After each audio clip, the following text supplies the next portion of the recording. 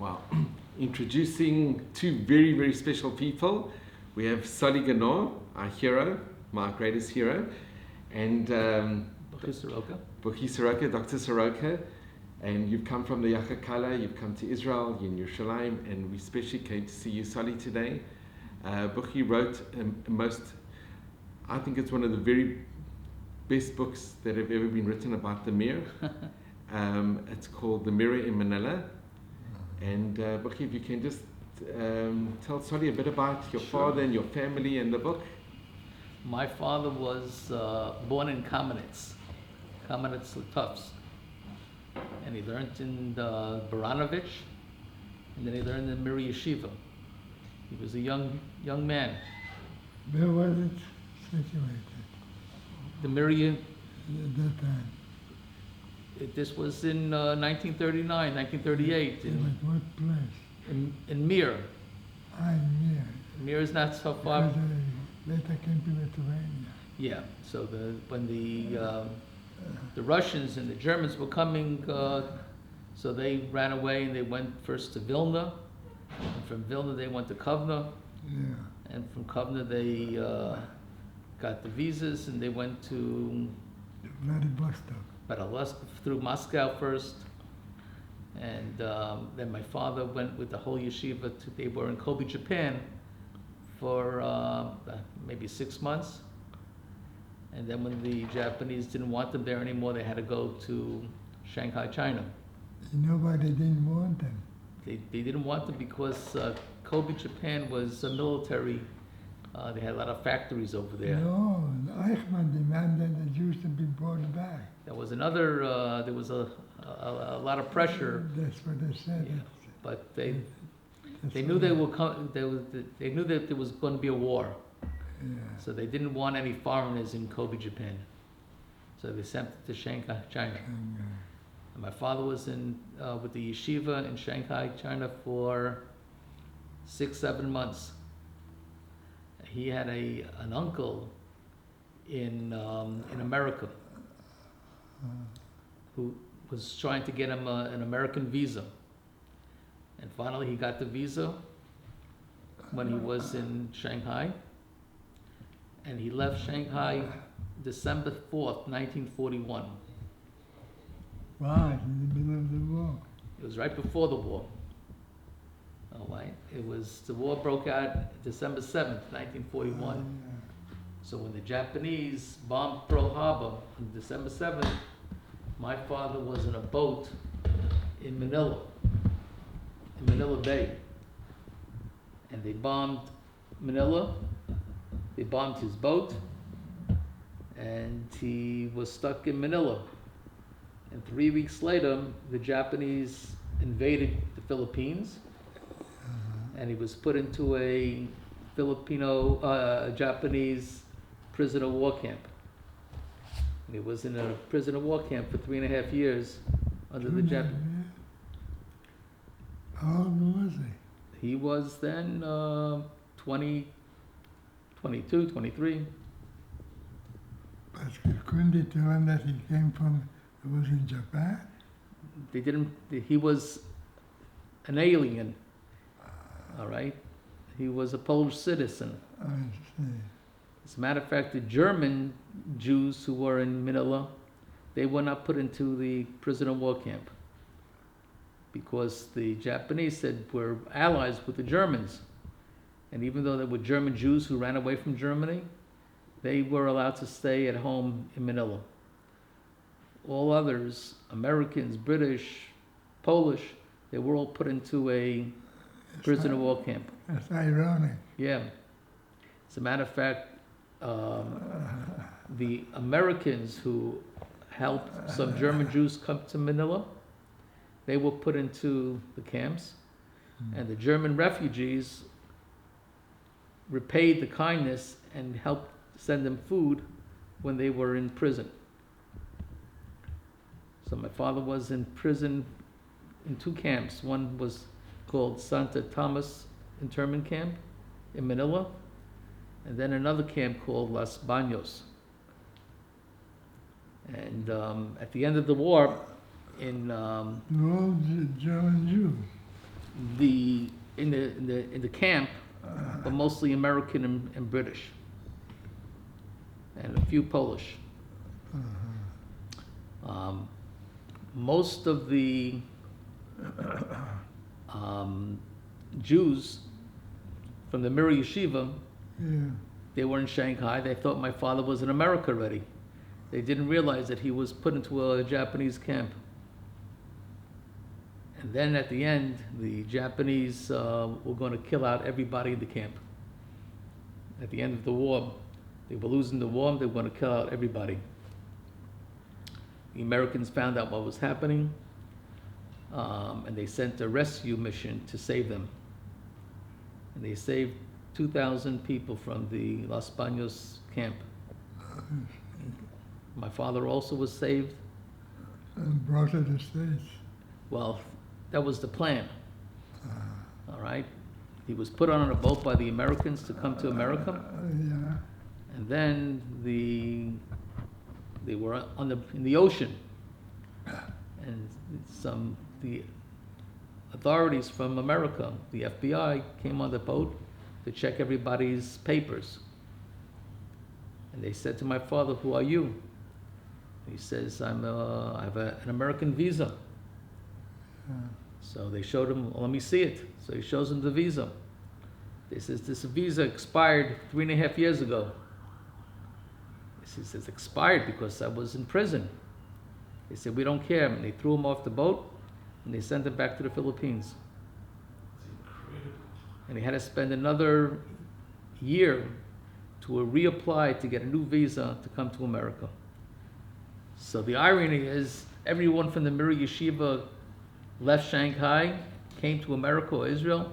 They were here a year before my father. All right, he left 4 years before them, and he came a year after them. But he was saved, Baruch Hashem. Now he has a beautiful he made a beautiful family in New York.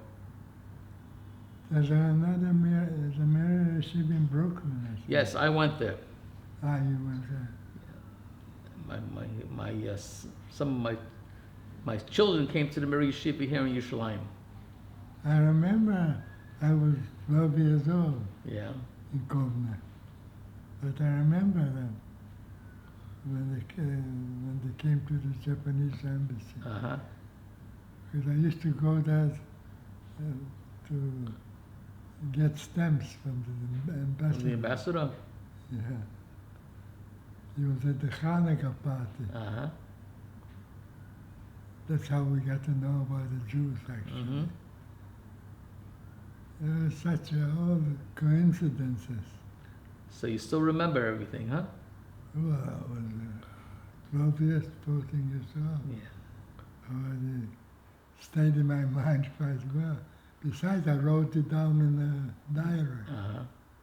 My book is based on my diary. So let me ask you, how come everyone was able to leave and your family didn't?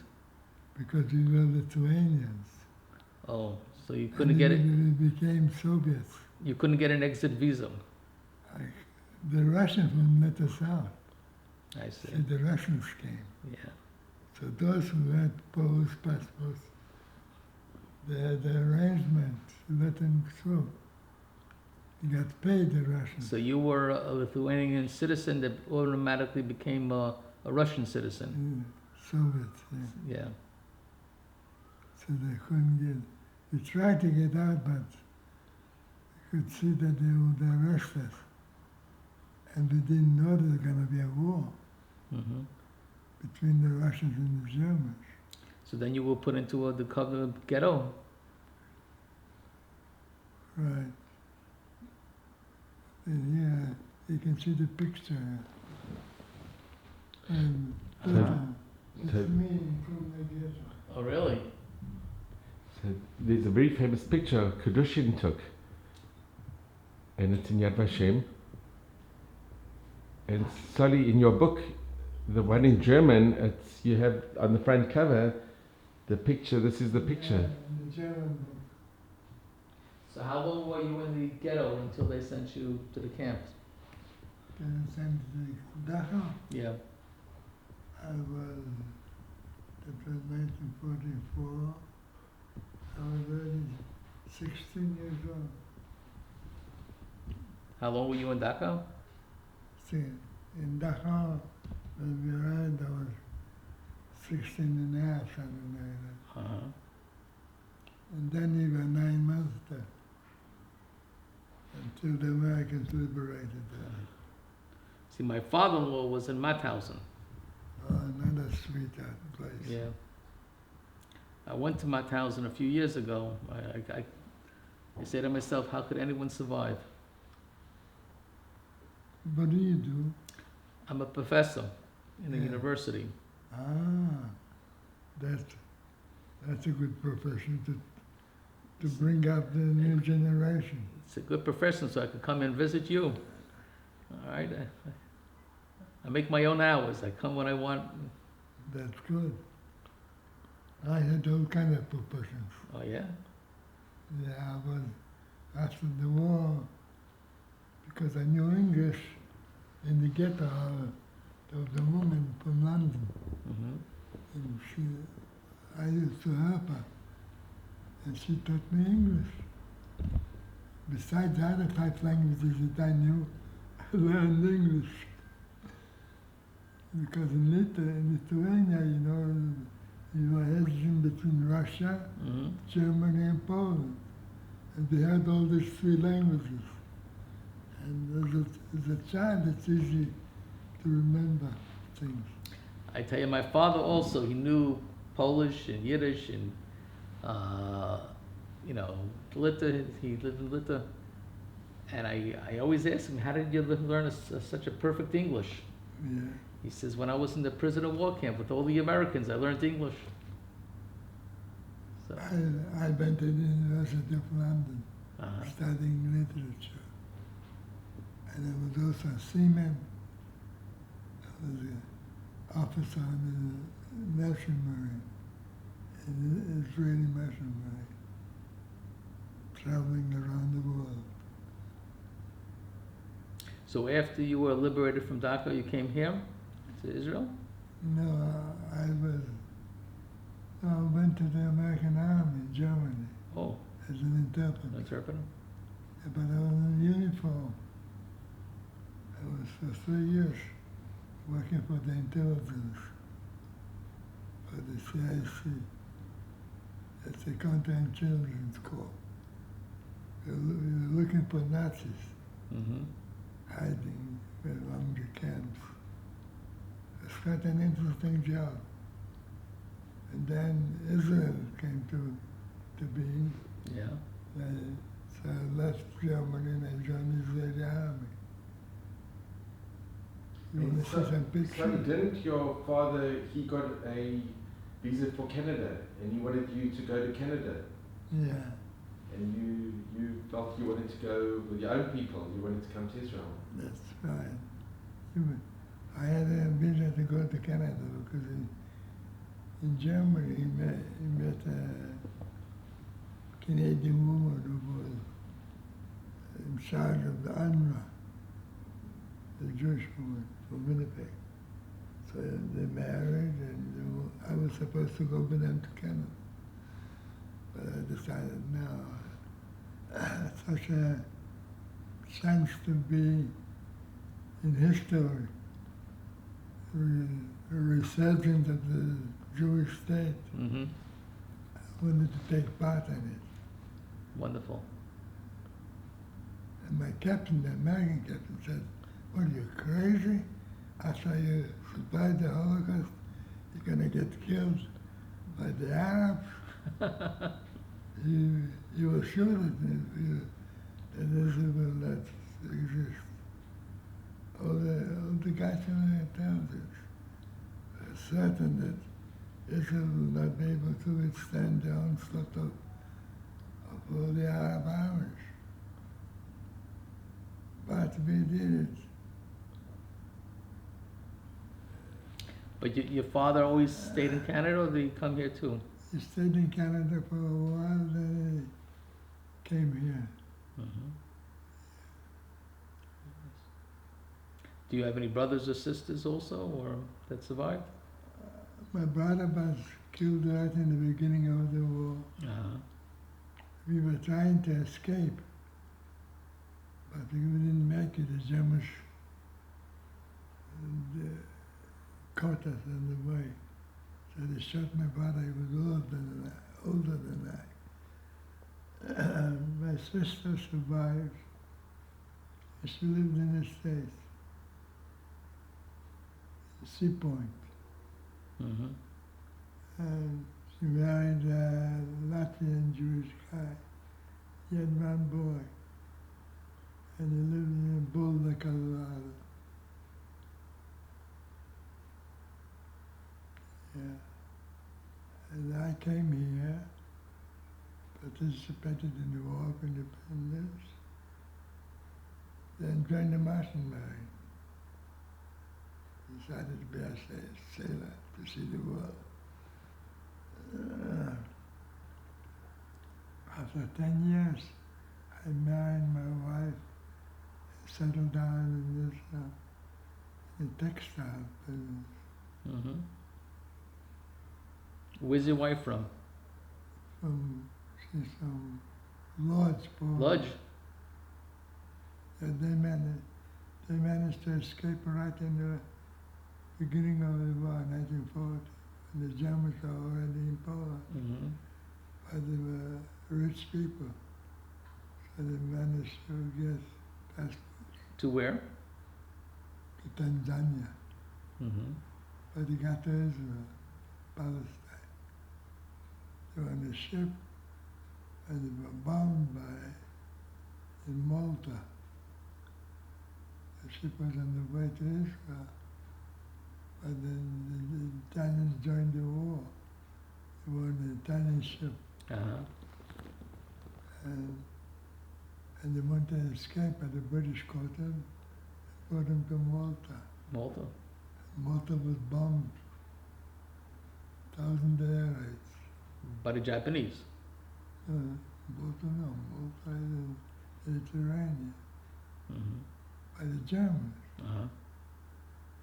Some of us survived and came to Israel. So she escaped us all. If you want to see some pictures, I'd love to see, yes. But I think, sorry, Paula told me her one brother stayed behind with the business in Lodge.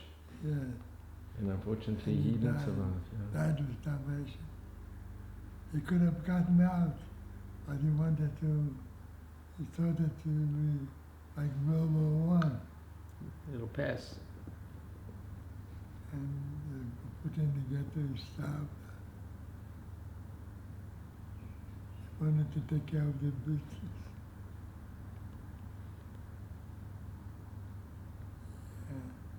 And sorry, also, I think with your family, when Sugihara said that you should leave, your father had a business and he couldn't sell the business.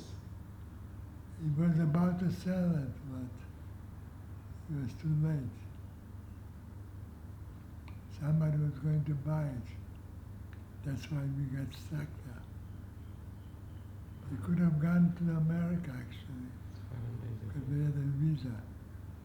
Right? Did you know Sugihara's children? Yeah, little children then.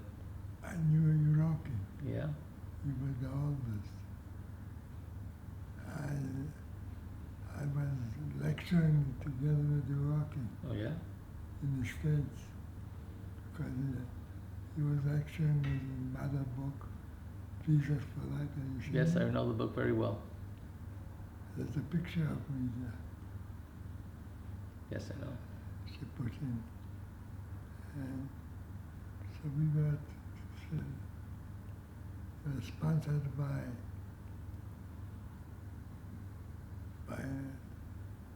which company was it?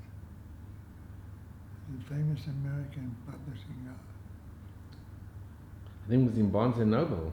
Barnes and Noble. Yeah. So I was traveling with the Iraqi alone.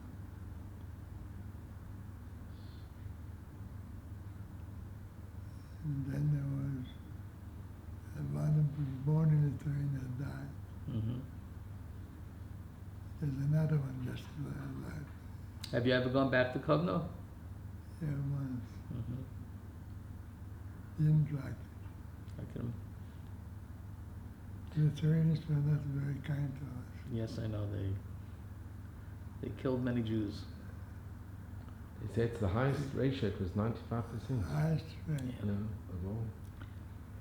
You know, the Lithuanians said, when they threw out even the Mir Yeshiva boys who were in Kovno, they sent them to the outskirts. They said, Lithuania is for Lithuanians only. We don't want Jews.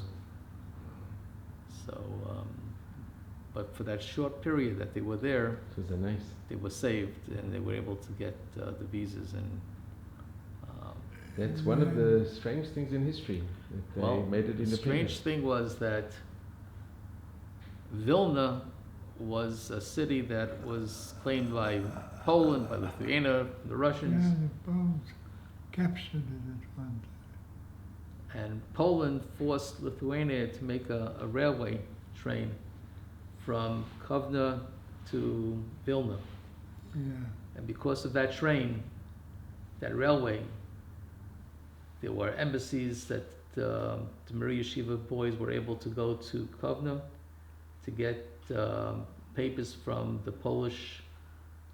Well, Poland no longer had an embassy, but they had a desk at the British embassy. Yeah. And they were able to get papers to show that they were Polish citizens. And then they were able to get the visas from Sugihara. But it was only because, you know, Kovna was a small city, right? Yeah. Who would have, why have embassies in Kovna? He was a spy. Yeah. Soroka told me Mm-hmm. that he was intelligence of Japan. But we got, it was strange, you know, that on Hanukkah that I came to get some Hanukkah gift from my aunt, Uh-huh. and he was there. Sonny, can I ask you a favor, Sonny? Yeah. Can you tell us the story again, what happened in Hanukkah? That, Well, how it happened, how the ladies came to the home and you were alone. it was on Hanukkah 1939, in December. And all my Hanukkah money that he got, I gave to the ladies that have the refugees. So there was a movie playing by Laura Hardy, I remember. And I didn't have any money. So I decided to go to my aunt. And she was my beloved aunt. Anushka, I think. And there was Sugihara buying chocolates for his children. And What day of Hanukkah was it? what day?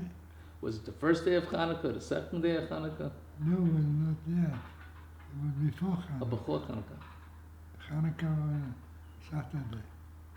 Anyway, we had our party on Saturday. Uh-huh. And yeah, I liked him. I'd never seen a Japanese person before. But he had such kind eyes. And we were speaking Russian. We communicated he spoke perfect Russian. So yeah, Yes, he learned Russian. he had a with- Russian wife. Yes. And so he said to me, well, he wanted to give me Hanukkah money, Yeah. like my aunt. And I said, you know, family. So I said, oh, I'll be your Japanese uncle for this Hanukkah. So I said, if you're my uncle, why don't you come to our party? Just spontaneous. I was always spontaneous. So he said, hey, that's you. And my aunt was flabbergasted. Here I'm, 12 years old, inviting the Japanese council to our party. But he agreed to come, he was curious. Mm-hmm. So he came with Yokiko with his wife and Hiroki, the older boy. And that's where he heard about that was going on Mm-hmm. among the Jewish people. They all wanted to be. And we had a man from Warsaw stayed in our house, a refugee, and his daughter. And he approached Soroka for a visa. I think his name was Greenblatt. Rosenthal. And later found it in Tokyo that he survived. It was among the visas, I think. I have my father's original passport stamped by Sugihara. Really? Yeah. Too bad you weren't here when the Japanese ambassador came. I want you to know, when my father was in Kobe, Japan, Yeah. so their visa was only for, I don't know, 10, 20 days, and it had to be extended because they really weren't allowed to stay in Japan longer than the visa. So they have a certificate that said that these are Jewish refugees, and they're running away. Their lives are at stake, and we're extending their visa. So they had they wrote on the certificate the month, the day, and the year. I couldn't understand when I looked at the year. It said 16. I said, "Why is it 16? It should be 1941." Yeah. So I went to somebody who spoke Japanese, a Japanese student, and I asked him, they must have made a mistake. He said, no, they didn't make a mistake.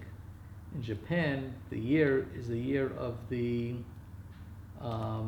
emperor, and this was the 16th year of the emperor's reign. I said, had you not told me, I thought it was a mistake. And I told him that in the Gemara, in Rosh Hashanah, it says they used to count the years depending upon when the king became king. So I said the Japanese are doing the same thing that they did in the ancient times of the Gemara. Yeah, it's strange of all the people to save the Japanese. Yeah. And so you had a good connection with Mrs. Sugihara, with Yokiko, Yes. all the years. Many years. She invited us to Yaosu. Yeah.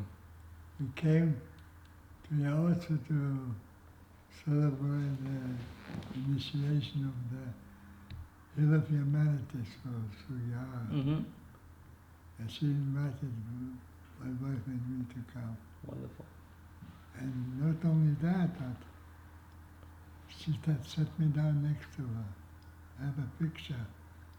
I'm sitting next to her, and it was a hot day, so they gave me an umbrella to shield her. So I said to her, yes, your husband protected our lives, and I'm protected you from the sun. It's the rising sun, the land of the rising sun. Yeah. And was Walter Mundell, he was at that ceremony? Walter Walter Mandel, Mundell? Oh, the vice president. Vice President, yeah. he was there together. I was with him in Tokyo. We were invited to speak. And I wrote a poem for Sugihara. So Mandel was supposed to speak first. So I said, no, you go ahead and you tell your poem. And the nice guy Mandel. And he spoke afterwards.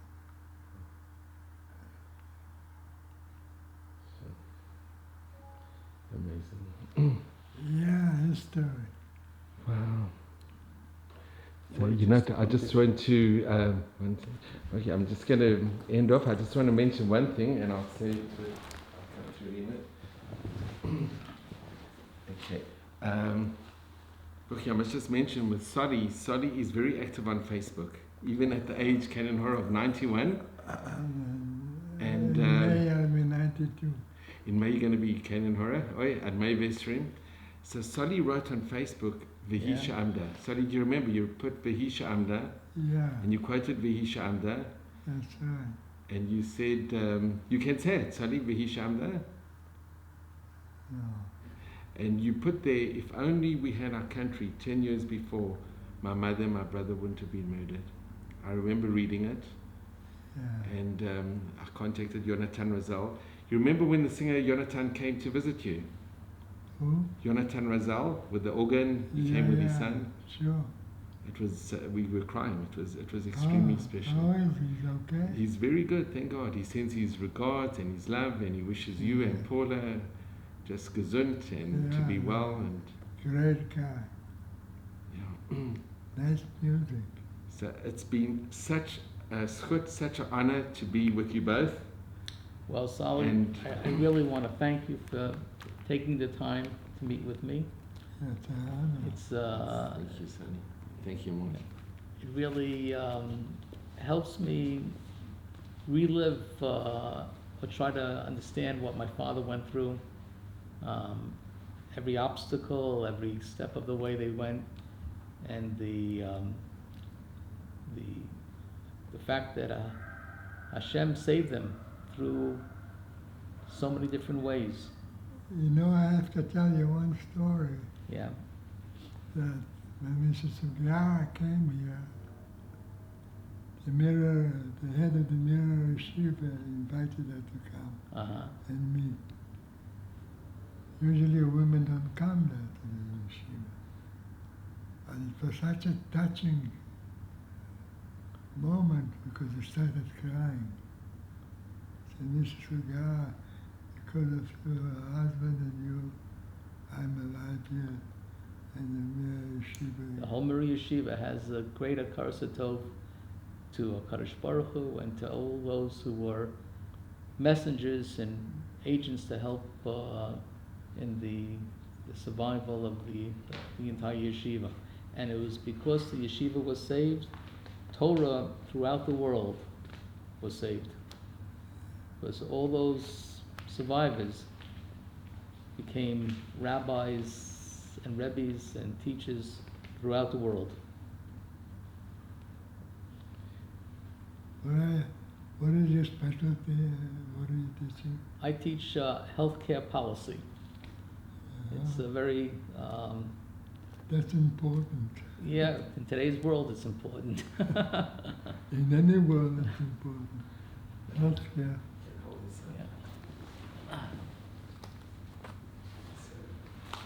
So, Sally, and I just want to mention to Buchi, when Rav Valkin came, Sally, I don't know, you remember when the rabbi came to visit you? Yeah. And he cried, and he said to you, he said, Sally, it's because of you, I'm alive and my family's alive. So You it's, exaggerate that. but it was very special. He was very emotional when he came to Yeah, see I you. know. And we're going to be seeing him this afternoon. Oh, you're And going we to sing, see him? we're going Oh, to see give him also, we'll give give him my regards, love. of course, we'll give you our love and Paula's such a love. nice guy. And we're also going to see Zorak Vahaftig's son, Yaakov. We're going to be seeing him as also today. Ah. We went to see him, but I think when he's still alive. With Mrs. Sugiyara. So this is truly a hero's hero. So let me say, you should have gesund, and you should continue, telling your story because it's an inspiration for everybody. Yeah, everybody said, I get now thousands of followers writing me. Yeah. Because I'm writing every day on the Facebook about our story, about history, what happened. And I have a lot for my books. I have 4 books written. Well, it's truly an honor to be able to share and to be with you and to hear your story. It's an honor and a privilege that I'm very thankful to Les and to yourself to let me share in this very special moment. Well, you're highly welcome. Thank you. Lovely. Wow.